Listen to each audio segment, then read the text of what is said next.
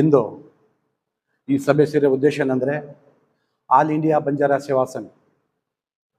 All India Banjara ಸೇವಾ ಸಂಘ ಅಂತಕ್ಕಂಥದ್ದು ಒಂದೇ ಸಂಘಟನೆ. ಇದು ಸಂವಿಧಾನಿಕವಾದ ಒಂದು ಸಂಘಟನೆ. ಹೌದು, ಇದು ಸುಮಾರು 73 ವರ್ಷಗಳಿಂದ ಇಡೀ ರಾಜ್ಯದಂತ ಇಡೀ ದೇಶದಲ್ಲಿ ಕಾರ್ಯ ಮಾಡ್ತಕ್ಕಂಥ ಸಂಘಟನೆ.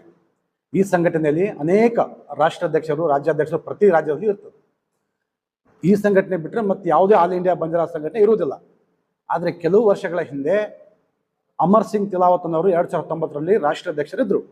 ಆ ಸಂದರ್ಭದಲ್ಲಿ ಶಂಕರ್ ಪವಾರ್ ಅನ್ನೋರು ನಾನು ರಾಷ್ಟ್ರಾಧ್ಯಕ್ಷ ಅಂತ ಘೋಷಣೆ ಮಾಡ್ಕೊಂಡಿದ್ರು. ಅದಕ್ಕೆ ಅವರ ವಿರುದ್ಧವಾಗಿ ಮುಂಬೈನ ಚಾರಿಟಿ ಟ್ರಸ್ಟ್ನಲ್ಲಿ ಕೇಸ್ ದಾಖಲಾಗಿತ್ತು ಕಮಿಷನಲ್ಲಿ.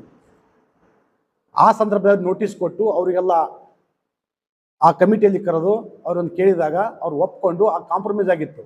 ಅವಾಗ ಅವರು ಚಾರಿಟೇಬಲ್ ಟ್ರಸ್ಟ್ಗೆ ಅವರೆಲ್ಲ ರಾಜೀನಾಮೆ ಪತ್ರ, ರೀಜನ್ ಲೆಟರ್ ಕೂಡ ಕೊಟ್ಟಿದ್ದಾರೆ. ಯಾರು? ಶಂಕರ್ ಪವಾರ್ ಅವರು ಕೊಟ್ಟು ನಾನು ಇದಕ್ಕೆಲ್ಲ ಕೊಟ್ಟು ಅದು ನಮ್ಮಲ್ಲಿ ದಾಖಲಾತಿ ಸಮೇತ ಕೊಟ್ಟಿದ್ದೀವಿ, ನಾವು ತೋರಿಸ್ತಾ ಇದ್ದೀವಿ.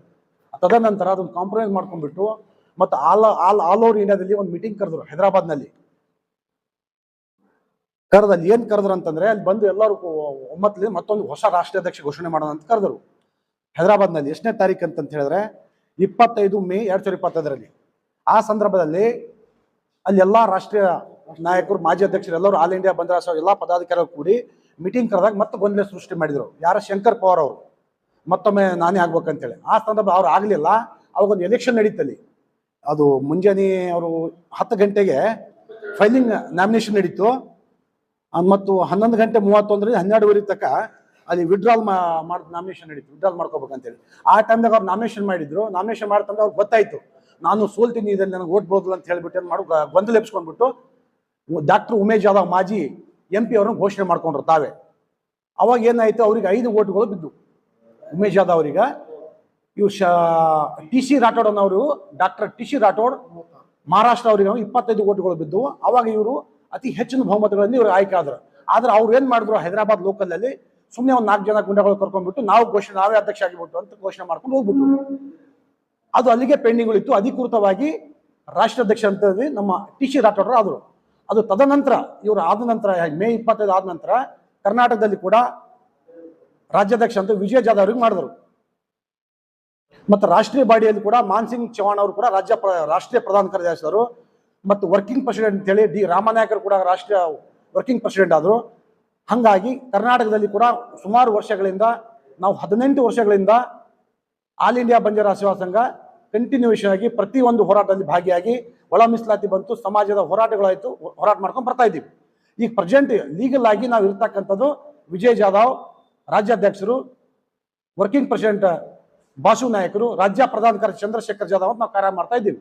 ಮೊನ್ನೆ ಕೂಡ ನಾವು ಜನವರಿ 30ನೇ ತಾರೀಕು ಆಲ್ ಇಂಡಿಯಾ ಬಂಜಾರಾ ಸೇವಾ ಸಂಘದ ಸಂಸ್ಥಾಪನಾ ದಿನಾಚರಣೆ ಬೆಂಗಳೂರಲ್ಲಿ ಶಾಸಕರ ಭವನದಲ್ಲಿ ಮಾಡಿದ್ದೀವಿ. ಇಡೀ ರಾಷ್ಟ್ರದಂತ ಎಲ್ಲಾ ನಾಯಕರು ಕೂಡಿ ಮಾಡಿದ್ದೀವಿ. ಅಲ್ಲಿ ನಮ್ಮ ಸರ್ಕಾರದ ಉಪಸಭಾಪತಿಗಳಾದಂಥ ರುದ್ರಪ್ಪ ಲಮಾಣಿಯರು ಕೂಡ ಬಂದು ಉದ್ಘಾಟನೆ ಮಾಡಿದ್ರು. ಅನೇಕ ಉದಾಹರಣೆಗಳಿದೆ. ಅಲ್ಲಿ ಕೂಡ ಅವ್ರು ಯಾವುದೇ ಉದಾಹರಣೆ ನಮಗೇನು ಮಾಡಲಿಲ್ಲ. ನಾವು ಪ್ರತಿಯೊಂದು ಹೋರಾಟ ಕೂಡ ಆಲ್ ಇಂಡಿಯಾ ಬಂಜಾರಾ ಸೇವಾ ಪತ್ರಿಕಾಗೋಷ್ಠಿ ಆಗಲಿ ಏನಾಗಲಿ ಹೋರಾಟ ಆಗಲಿ ಈ ಸಂಘಟನೆ ಮಾಡ್ತಾ ಇದ್ದೀವಿ.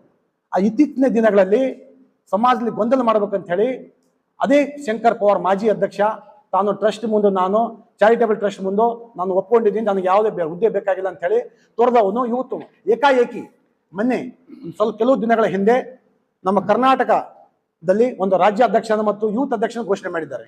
ಅದು ಅನಧಿಕೃತವಾಗಿ. ಅದು ಯಾವುದೇ ಹಕ್ಕುಗಳು ಇರುವುದಿಲ್ಲ ಯಾರಿಗೆ? ಶಂಕರ್ ಪವಾರ್ ಅವರಿಗೆ.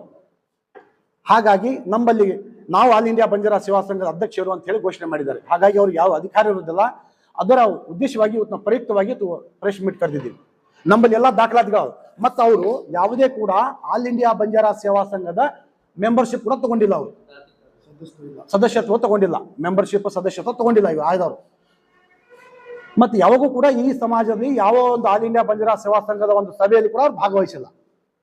ನಮ್ಮಲ್ಲಿ ಎಲ್ಲ ದಾಖಲಾತಿ ಅದಾವೆ. ಇವತ್ತು ಶಂಕರ್ ಪವಾರ್ ಏನ್ ಮಾಡಿದ್ದಾರೆ, ಯಾವಾಗ ಅಧ್ಯಕ್ಷ ಇದ್ದಾರೆ, ಅವ್ರು ಯಾವಾಗ ರಾಜೀನಾಮೆ ಕೊಟ್ಟು ಚಾರಿಟೇಬಲ್ ಕೈ ಕೂಡ ವಿತ್ ರೆಕಾರ್ಡ್ ಅಪ್ಡೇಟ್ ಕೊಟ್ಟಿದ್ದಾರೆ. ಇವತ್ತಿದೆ ಇಲ್ಲಿ ನೋಡಿ, ಮತ್ತು ಅಪ್ಡೇಟ್ಗೆ ಸಾಥ್ ಅವ್ರು ಕೊಟ್ಟಿದ್ದಾರೆ. ಮತ್ತು ಎಲೆಕ್ಷನ್ ಮಾಡಿರ್ತಕ್ಕಂಥ ನೋಟಿಫಿಕೇಶನ್, ಎಲೆಕ್ಷನ್ ಹೈದರಾಬಾದ್ನಲ್ಲಿ ಎಲೆಕ್ಷನ್ ಮಾಡಿರ್ತಕ್ಕಂಥ ಎಷ್ಟು ಓಟ್ನಲ್ಲಿ ಅವ್ರು ಬಿದ್ದರು ಅಂತಕ್ಕಂಥದ್ದು ಕೊಟ್ಟಿದ್ದೀವಿ.